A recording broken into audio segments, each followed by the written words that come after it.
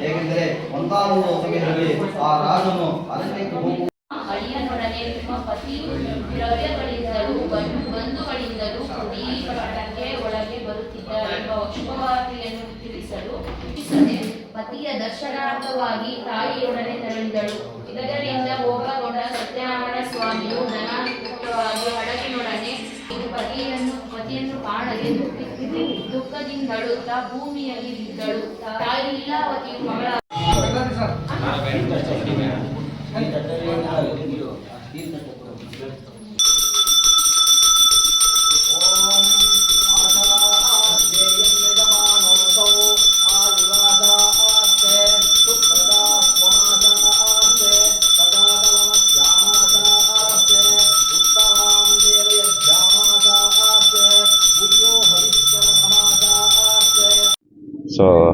So ಹಾಗಾಗಿ ಇವಾಗ wellness ಸೆಂಟರಲ್ಲಿ ನಾವು ತುಂಬ ಜನಕ್ಕೆ ವೆಯ್ಟ್ ಲಾಸು ಮಾಡಿಸ್ತಾ ಇದ್ದೀವಿ, ಹೆಲ್ತ್ನನ್ನು ಕೊಡಿಸ್ತಾ ಇದ್ದೀವಿ.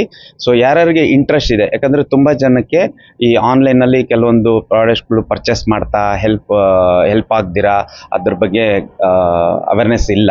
ಸೊ ಈ ಥರ ವೆಲ್ನೆಸ್ ಸೆಂಟ್ರಿಗೆ ಬಂದರೆ ಈಸಿಯಾಗಿ ಹೆಲ್ತ್ನ ಬೆಟರು ಮಾಡ್ಕೊಬೋದು, ವೆಯ್ಟ್ ಲಾಸು ಮಾಡ್ಕೊಬೋದು. ಸೊ ಇವರು 31 kg ವೆಯ್ಟ್ ಲಾಸ್ ಮಾಡ್ಕೊಂಡಿದ್ದಾರೆ, ನಾನು 19 kg ವೆಯ್ಟ್ ಲಾಸ್ ಮಾಡ್ಕೊಂಡಿದ್ದೀನಿ. ಸೊ ಯಾರ್ಯಾರಿಗೆ ಇಂಟ್ರೆಸ್ಟ್ ಇದೆ, ಇಲ್ಲೇ ಬೇಗೂರಲ್ಲಿ ಒಳಗಡೆ ಇವತ್ತು ಹೊಸದಾಗಿ ಓಪನ್ ಮಾಡಿದ್ದೀವಿ. ಇಂಟ್ರೆಸ್ಟ್ ಇದ್ದರೆ ಒಂದು ವಿಸಿಟ್ ಮಾಡಿ ನಿಮ್ಗೆ ಏನಾದ್ರು ಬೆಟರ್ ಅನಿಸಿದ್ರೆ ಸೊ ನಮ್ಮ ಜೊತೆ ಇದ್ದರೆ ಖಂಡಿತ ನಿಮಗೆ ಒಳ್ಳೆಯದಾಗುತ್ತೆ. ಸೊ ಯಾರ್ಯಾರಲ್ಲಿ ಈ ವೀಕ್ಷಣೆ ಮಾಡ್ತಾ ಇದ್ದೀರಾ ಒಂದ್ಸಲಿ ವಿಸಿಟ್ ಮಾಡಿ, ಸೊ ಹೆಲ್ಪ್ ಆಗ್ಬೋದು. Thank you sir. ಹೇಳಿ ಸರ್, ಇವತ್ತು ವೆಲ್ನೆಸ್ ಸೆಂಟರ್ನ ಇವತ್ತು ಉದ್ಘಾಟನೆ ಮಾಡಿದ್ರು, ಯಾರ್ಯಾರು ಬಂದಿದ್ರು, ಇದ್ರ ಬಗ್ಗೆ ತಮ್ಮ ಅಭಿಪ್ರಾಯ? ಸರ್ ನಮಸ್ಕಾರ, ನಾನು ಚೆಲುವ ಅಂತ. ಸೊ ನನ್ನನ್ನು ಇವತ್ತು ಚೆನ್ನಾಗಿ ಮಾಡೋದಕ್ಕೆ ಕಾರಣ ಈ ನ್ಯೂಟ್ರಿಷನ್ನು. ಯಾಕಂದರೆ ನಾನು ಹೆಲ್ತಲ್ಲಿ ತುಂಬ ಪ್ರಾಬ್ಲಮ್ ಇತ್ತು, 19 kg ವೆಯ್ಟ್ ಲಾಸ್ ಮಾಡ್ಕೊಂಡಿದ್ದೀನಿ. ಸೊ ಅದೇ ರೀತಿ ನಾನೇನು ನ್ಯೂಟ್ರಿಷನ್ ಸೆಂಟರ್ ನಡೆಸ್ತಾ ಇದ್ದೆ, ವೆಲ್ನೆಸ್ ಸೆಂಟರ್. ಸೊ ಇವರು ಒಂದು 31 kg ವೆಯ್ಟ್ ಲಾಸ್ ಮಾಡ್ಕೊಂಡು ಇವತ್ತು ತುಂಬ ಹೆಲ್ತಿ ಆಗಿದ್ದಾರೆ. ಯಾಕಂದರೆ ಜನಗಳಿಗೆ ಅವೇರ್ನೆಸ್ಸೇ ಇಲ್ಲ ಊಟದ ಪದ್ಧತಿ ಮತ್ತು ನ್ಯೂಟ್ರಿಷನ್ ಬಗ್ಗೆ. ಸೊ ಇಂಥ ಜಾಗದಲ್ಲಿ ಬಂದು ಹೆಲ್ತ್ನ ಬೆಟರ್ ಮಾಡ್ಕೊಬೋದು ಮತ್ತು ವೆಯ್ಟ್ ಮ್ಯಾನೇಜ್ಮೆಂಟ್ನ ಮಾಡ್ಕೊಬೋದು.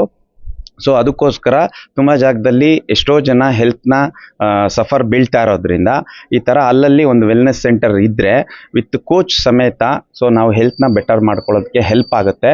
ಸೊ ಇದು ನಂದು ಒಂದು ಕಾನ್ಸೆಪ್ಟ್. ಯಾಕಂದರೆ ತುಂಬ ಜನ ಹೇಳ್ತಾರೆ, ಬರಲಿಲ್ವಾ ಸರ್? ಹೇಳಿ ಸರ್.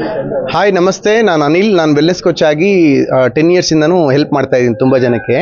ಸೊ ನ್ಯೂಟ್ರಿಷನ್ ಅಂದರೆ ತುಂಬ ಜನಕ್ಕೆ ಏನು ಅನ್ಕೊಳ್ತಾರೆ ಅಂದರೆ ಇದೊಂದು ಏನೋ ಟ್ರೀಟ್ಮೆಂಟು ಅಥವಾ ಮೆಡಿಸನ್ಸು ಹಿಂಗೆ ಅನ್ಕೊಳ್ತಾರೆ. ಆ್ಯಕ್ಚುಲಿ ನ್ಯೂಟ್ರಿಷನ್ ಅಂದರೆ ನಮ್ಮ ಬಾಡಿಗೆ ರಿಕ್ವೈರ್ಮೆಂಟ್ ಇರುವಂಥ ಮೇನ್ ಫುಡ್ಡು.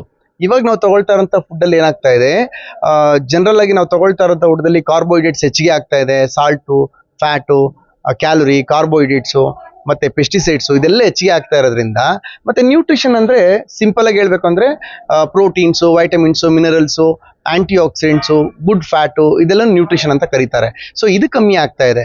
ರೀಸನ್ ಇಷ್ಟೇ, ಹಿಂದಿನ ಕಾಲದಲ್ಲಿ ಬೆಳೆಯುವಂಥ ಪದ್ಧತಿ ಇವಾಗ ಇಲ್ಲ. ಯಾಕಂದರೆ ಮುಂಚೆ ಏನು ಮಾಡ್ತಾ ಇದ್ರು ಅಂದರೆ ಕೊಟ್ಟಿಗೆ ಗೊಬ್ಬರ, ಎಲೆ ಗೊಬ್ಬರ, ಸಗಣಿ ಗೊಬ್ಬರ ಇದನ್ನೆಲ್ಲ ಹಾಕಿ ಸಾವಯವ ಕೃಷಿಯಿಂದ ಬೆಳೀತಾ ಇದ್ರು. ಹಾಗಾಗಿ ಮನುಷ್ಯರದ್ದು ಆರೋಗ್ಯ ತುಂಬ ಆರೋಗ್ಯವಾಗಿರ್ತಾ ಇತ್ತು. ಇತ್ತೀಚೆಗೆ ಏನಾಗ್ತಾ ಇದೆ, ಎಲ್ಲ ಕೆಮಿಕಲ್ಸು, ಫರ್ಟಿಲೈಸರ್ಸು, ಯೂರಿಯಾ ಇದನ್ನ ಎಲ್ಲ ಬಳಸ್ಕೊಂಡು ಬೆಳೆ ಬೆಳೀತಾ ಇರೋದ್ರಿಂದ ಭೂಮಿಯಲ್ಲಿ ಇರ್ತಕ್ಕಂಥ ಕಂಟೆಂಟ್ ಏನಿದೆ, ನ್ಯೂಟ್ರಿಷನ್ ವ್ಯಾಲ್ಯೂಸು ಅದು ಕಡಿಮೆ ಆಗಿ ನಾವು ತಿನ್ನೋವಂಥ ಊಟದಲ್ಲಿ ಕ್ವಾಲಿಟಿ ಇಲ್ಲದೆ ಸಾಕಷ್ಟು ಡಿಸೀಸ್ಗಳು, ಓವರ್ ವೆಯ್ಟು, ಒಬೇಸು ಇದೆಲ್ಲ ಆಗ್ತಾ ಇರೋದು. ಸೊ ಥ್ಯಾಂಕ್ಸ್ ಈ ಒಂದು ವೆಲ್ನೆಸ್ ಸೆಂಟರಿಂದ ಮತ್ತು ಕೋಚಿಂದ. ಈಗ ಇತ್ತೀಚಿನ ದಿನಗಳಲ್ಲಿ ಸಾಕಷ್ಟು ವೆಲ್ನೆಸ್ ಸೆಂಟರ್ಸ್ ಆಗ್ತಾ ಇದೆ, ಸಾಕಷ್ಟು ಕೋಚ್ಗಳಿದ್ದಾರೆ.